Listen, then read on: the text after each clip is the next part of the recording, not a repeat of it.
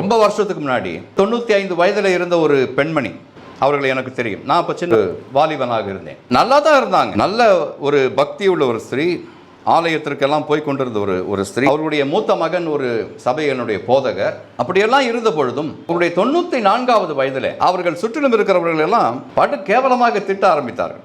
அவர்களை பார்க்க வருகிறவர்கள், அவர்களுக்கு ஏதாவது அன்பு செய்ய வருகிறவர்கள், அவர்களுக்கு ஏதாவது கிஃப்ட் கொண்டு வருகிறவர்கள், அவர்களை எல்லாம் கெட்ட வார்த்தையினாலே திட்ட ஆரம்பித்தார்கள். அது வரைக்கும் நல்லா தான் இருந்தாங்க. இந்த வயதில் ஏன் அப்படி மாறி போனார்கள் என்று எனக்கு தெரியவில்லை. The children wondered what had happened to their mother. பிள்ளைகளுக்கெல்லாம் ஒரே கவலை. 7 பிள்ளைகள் அந்த ஸ்திரீக்கு. அந்த 7 பிள்ளைகளும் கலங்கி போனார்கள். அம்மாவுக்கு என்ன ஆச்சு? எப்போவுமே இன்முகத்தோடு இருக்கும் இந்த அம்மா இப்போ சிடுன்னு இருக்காங்களே, இப்போ சபிக்கிறாங்களே எல்லாரையும் என்று அவர்கள் வருந்தி கொண்டிருந்தார்கள். She was religious in the youth but became foul-mouthed in her old age.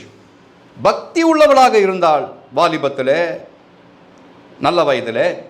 ஆனால் விருத்தாப்பியமான பொழுது, வயது அடைந்த பொழுது எல்லாரையும் திட்டுகிறவர்களாக, சபிக்கிறவர்களாக இந்த ஸ்திரீ மாறிப்போனார்கள்.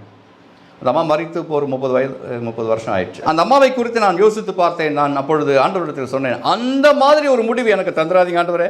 அதனால் என்ன செய்யணும் நம்முடைய வாழ்க்கையில்? அப்படிப்பட்ட ஒரு முடிவு, விபரீதமான ஒரு முடிவு, வினோதமான ஒரு முடிவு நம்முடைய வாழ்க்கையில் வந்து விடாதபடிக்கு நம்ம என்ன செய்யணும்?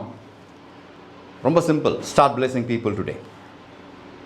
இன்றிலிருந்து மற்றவர்களை ஆசீர்வதிக்க கற்றுக்கொள்ளுங்கள் என்று கர்த்தர் சொல்கிறார். இன்னைக்கு அதை ஆரம்பித்தாலும் உங்களுடைய வயதான காலத்தில்,